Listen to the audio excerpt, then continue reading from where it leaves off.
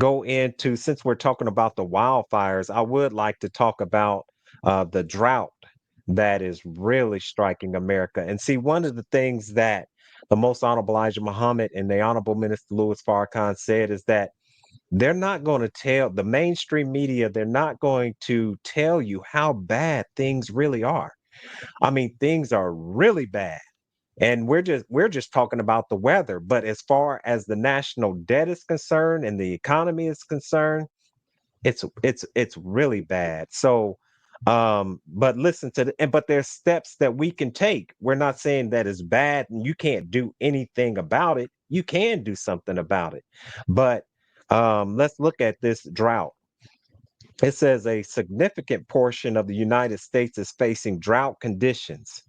Over half, 51.89% of the 48 states and 43.4% of the United States and Puerto Rico are in drought. I know here in Ohio, they're experiencing serious drought. And that means that it's impacting the production of food. And farmers are having to be subsidized, and they're having to uh, get aid just to survive, because that farmer, they only have a window in which they can grow food. And if it's too hot, too cold, too rainy, too dry, all of this is setting them up for failure if the conditions are not right. But listen to this. It says that this is a serious situation, and the percentage is unprecedented according to some sources. Drought harms farms and food productions in several ways. And here are some. It reduces crop yield. Less water means plants grow slower and produce fewer fruits, vegetables, and grains. Lower quality crops due to drought can lead to smaller, less nutritious uh, uh, produce. In extreme cases, crops may completely fail. And when production goes down, food prices tend to go up. And so this is what we're trying to say, is that you got two situations here, maybe three, right? Number one, you not as much food will hit the market.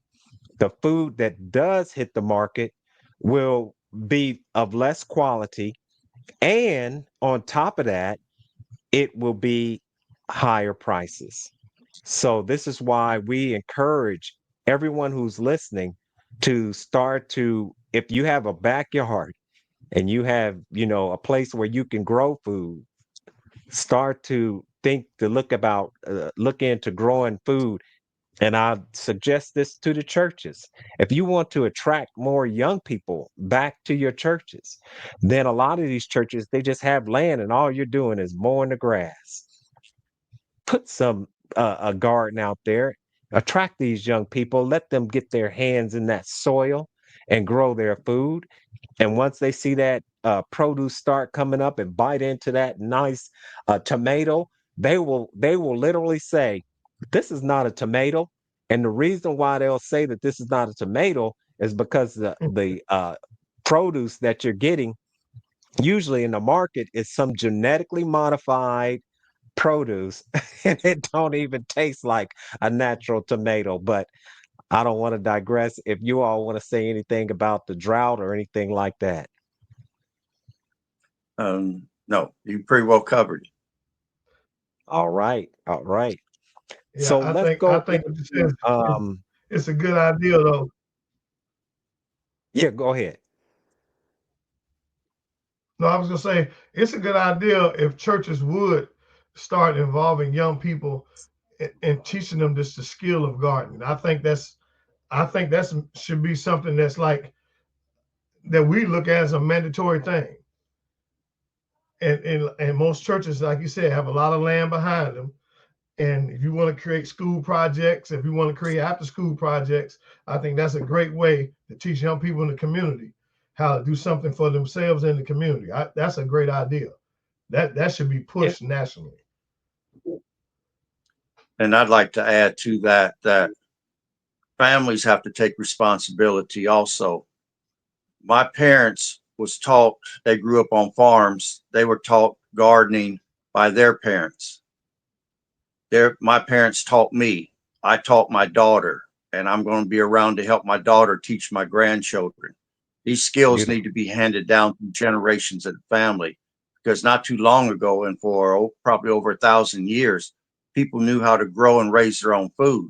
But in just the last 2 generations, because of modern technology and McDonald's and all the other places, people have lost their survival skills. They don't know how to do anything.